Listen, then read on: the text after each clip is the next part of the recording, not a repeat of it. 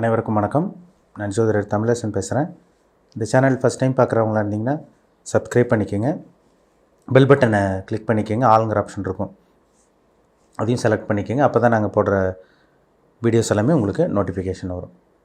இன்றைக்கி நம்ம இந்த வீடியோவில் பார்க்க போகிற தலைப்பு, நம்ம எதை பற்றி பார்க்க போகிறோன்னா ராகுகேது பயிற்சி. ராகுகேது பயிற்சி பற்றி தான் நம்ம இந்த வீடியோவில் பார்க்க போகிறோம். சிம்மராசி நேயர்களுக்கு வர இருக்கின்ற ராகுகேது பயிற்சி எப்படி இருக்குன்னு பார்க்கலாம். உங்கள் ராசிக்கு 8ஆம் இடத்துல ராகு சஞ்சரிச்சிட்ருக்காங்க. அதாவது மீன ராசியில் ராகு இருக்கார். ராசிக்கு 2ஆம் இடத்துல கேது சஞ்சரிச்சிட்ருக்காங்க. வர மே மாதம் 18ஆம் தேதி 2025 உங்களுக்கு ஞாயிற்றுக்கிழமை இரவு 7:38 முன்பு பார்த்திங்கன்னா ராகுகேது பயிற்சி நடக்கும்.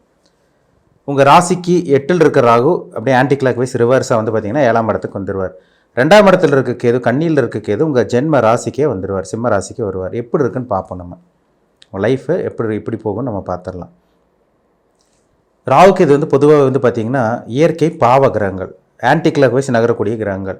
மற்ற கிரகங்கள்லாம் பார்த்திங்கன்னா முன்னோக்கி செயல்படக்கூடிய கிரகமாக இருக்கும். ராகுகேது பார்த்திங்கன்னா எப்போவுமே ரிவர்ஸாக தான் செயல்படுவாங்க, ஆன்டி கிளாக் வைஸ் தான் செயல்படுவாங்க. ஏன்னா ராகுகேது பார்த்திங்கன்னா நிழல் கிரகம், சாயா கிரகம். ராகுகேது சொந்த வீடு கிடையாது. அவர் எந்த வீட்டில் போய் உட்காடுறாங்களோ அந்த வீடு தான் தன்னோட சொந்த வீடை நினச்சி செயல்படும். இப்போ சனியோட வீட்டில் ராகு வர்றாரு, சூரியனோட வீட்டுக்கு கேது வர்றாரு. இப்போ ராசியில் இருக்க கேதுவும் 7ஆம் இடத்துல இருக்க ராகுவும் பார்த்திங்கன்னா நல்ல ஒரு ராகுவான்னு கேட்டிங்கன்னா இது ராகுகேது நல்ல ஒரு ராகுகேது பயிற்சி கண்டிப்பாக சிம்ம ராசிக்காரங்கள் கிடையாதுன்னு தான் சொல்லணும். ஏன்னா உங்களுக்கு 8ல் வேறு சனி இருக்கார். அஷ்டம சனிலையும் உங்களுக்கு ஒரு பிரச்சனை வரும், சில பாதிப்பு வரும். சரிங்களா, அதுவும் சொல்லிக்கிற மாதிரி இல்லை. குரு பாருங்கன்னா வரக்கூடிய அந்த குரு பயிற்சி உங்களுக்கு சாதகமாக இருக்கும். மே மாதம் 14ஆம் தேதி அது 11ஆம் இடத்துல இருக்குது. சமாளிப்பீங்க, அவ்வளோதான். பெரிய பிரச்சனைகள், பெரிய பாதிப்பெல்லாம் இருக்காது. ஆனால் பிரச்சனை இருக்கும் கண்டிப்பாக. அதை சமாளிக்கிற மாதிரி உங்களுக்கு இருக்கும், அதுதான் உண்மை. சரிங்களா, இப்போ இந்த ராகுகேது பயிற்சி உங்களுக்கு சாதகமாக பாதகமானு கேட்டிங்கன்னா உங்களுக்கு சில நெகட்டிவான விஷயங்கள் தான் கொடுக்கும். ராசியில் இருக்க கேது என்ன பண்ணுவார்னா அப்படியே மனக்குழப்பத்தை கொடுப்பார். அப்படியே ஹெல்த் இஷ்யூஸில் பிரச்சனை. ஏன்னா பொதுவாகவே சிம்மராசிக்காரங்க கரெக்டாக இருப்பீங்க, தெளிவாக இருப்பீங்க, அடுத்தவங்களை அட்வைஸ் பண்ணுவீங்க, அடுத்தவங்களை வழி நடத்திட்டு போயிட்டே இருப்பீங்க. ஆனால் இப்போ உங்கள் ராசிக்கு பார்த்திங்கன்னா கேது வர்றதுனால ஒரு மனக்குழப்பம் உங்களுக்கே இருக்கும். அடுத்தவங்க உங்களுக்கு அட்வைஸ் பண்ணுற மாதிரி சுச்சுவேஷனெல்லாம் வரும். கேர்ஃபுல்லாக இருங்க.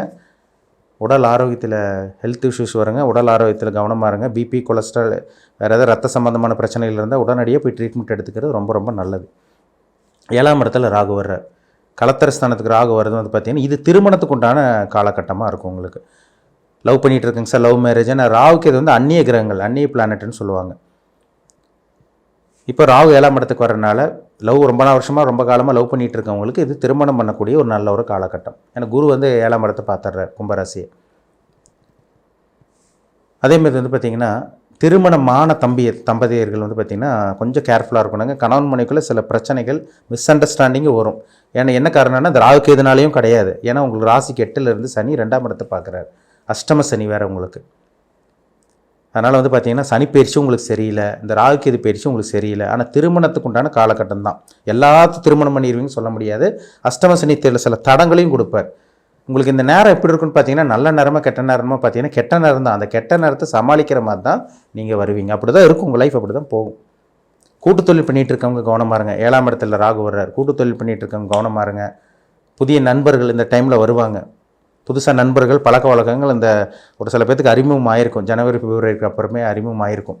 ஒரு சில பேர்த்துக்கு இந்த மே மாதத்துலேருந்து நட்பு வட்டாரம் கொஞ்சம் பெருசாகிற மாதிரி இருக்கும். புதிய நண்பர்களோட தொடர்புகள் கிடைக்கும். கேர்ஃபுல்லாக இருக்கணும், கவனமாக இருக்கணும். நண்பர்களால் பிரச்சனை, கூட்டுத்தொழிலில் பிரச்சனை, கணவன் மனைவிக்குள்ள பிரச்சனை, கணவன் மனைவி உடல் ஆரோக்கியத்தில் பிரச்சனை, இதெல்லாமே சிம்மராசிக்காரங்களுக்கு கண்டிப்பாக வரும். கேர்ஃபுல்லாக இருங்க, கவனமாக இருங்க. சரிங்களா, 8ல் சனி இருக்கார். அதுவும் சில இடையூறுகள், தடங்களை கொடுக்கணும். வாகன விஷயத்தில் கவனமாக இருக்கணும். வண்டி வாகனத்தில் கேர்ஃபுல்லாக போங்க. 11ல் இருக்க குரு, அது லாபஸ்தானத்தில் இருக்க குரு அது ஒரு பணத்தை கொடுப்பாருங்க. குரு கண்டிப்பாக பணத்தை கொடுப்பார். அந்த பணத்தை நீங்கள் கரெக்டாக வச்சுக்கிறது உங்கள் கையில் இருக்குது. தேவையில்லாமல் போய் முதலீடு போட்டு அங்கே பணத்தை போய் போட்டு இங்கே முதலீடு போட்டு இது பண்ணினீங்கன்னா கண்டிப்பாக ஏமாற தான் செய்வீங்க. அதில் சந்தேகமே கிடையாது, மாற்றமே கிடையாது.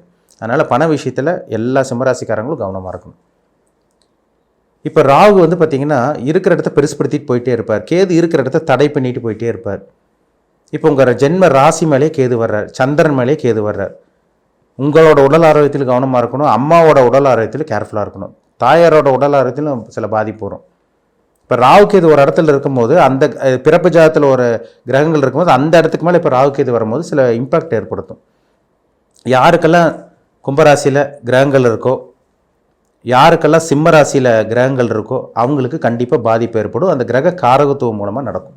இப்போ குரு மேலே ராகுக்கு சம்மந்தப்பட்டுச்சுன்னா ஜாதகர் கொஞ்சம் விரக்தி மனப்பான்மை இருக்கிற மாதிரி இருக்கும். சில பிரச்சனைகள் ஜாதகருக்கே சில கண்டங்கள் இந்த மாதிரி கஷ்டங்கள் வரும், இதெல்லாம் வரும். சுக்கிரனோட இப்போ ராகுக்கு இது சம்மந்தப்பட்டுச்சுன்னா ஜாதகத்தில் பெண்களுக்கு கருப்பை கோளாறு, கர்ப்பப்பை சம்மந்தமான பிரச்சனைகள், மன விரக்தி, மன குழப்பம், ஹெல்த் ப்ராப்ளம் இதெல்லாமே கண்டிப்பாக கொடுக்கும். சூரியன் சந்திரன் மேலே இப்போ ராகுக்கு வரனால தந்தையோட ஆரோக்கியம் மற்றும் தாயாரோட உடல் ஆரோக்கியத்தில் பிரச்சனை கொடுக்கும். இது உங்கள் ஜாதகத்தில் இருக்கக்கூடிய கிரகங்கள் மேலே இப்போ ராகுக்கு வந்தால் நான் சொல்கிறேன் நான், சரிங்களா? அப்போ உங்கள் பிறப்பு ஜாதகத்தை செக் பண்ணுங்கள். சுக்கிரன் மேலே ராகுக்கு வரக்கூடாது, குரு மேலே ராகுக்கு வரக்கூடாது. ஏன்னா பணத்தை கொடுக்குற கிரகமே குரு சுக்கிரன் தான். சொகுசான ஒரு வாழ்க்கையை வாழணும்னா சுக்கிரன் நல்லா இருக்கணும். இப்போ நல்ல பணக்காரனா செல்வந்தரனாக இருக்கணும், ஜாதகத்தில் குரு நல்லா இருக்கணும். இப்போ செவ்வாய் ராகு, இப்போ பிறப்பு ஜாதத்தில் இருக்க செவ்வாய் மேலே இப்போ ராகு வர்றதுனால ஒரு சில பேருக்கு விபத்து சந்திக்கிற மாதிரி வரும்.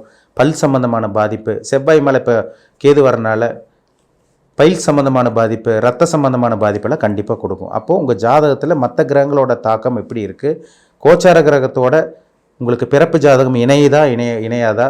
இப்போ கும்பத்திலையும் உங்களுக்கு சிம்மராசியில் கிரகமே இல்லைன்னா நீங்கள் கவலைப்பட வேண்டிய அவசியமே கிடையாது.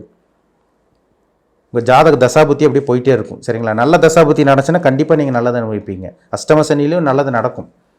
எல்லாத்துக்கும் அஷ்டம சனி கெடுக்காதுங்க. உங்கள் பிறப்பு ஜாதத்தில் 6, 8 தசாபுத்தி நடக்கிறவங்களுக்கு 100% பாதிப்பு இருக்கும், மாற்றமே கிடையாது.